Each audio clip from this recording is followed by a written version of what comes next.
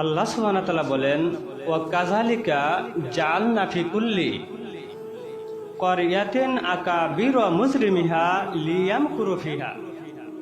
আর আমরা এভাবে প্রত্যেক জনপদে কিছু শাসক নিযুক্ত করি। ওয়ামা ইয়ামকুরুনা ইল্লা বিআনফুসিহিম ওয়ামা ইয়াশউরুন। তারা মানুষের উপরে চক্রান্ত করে,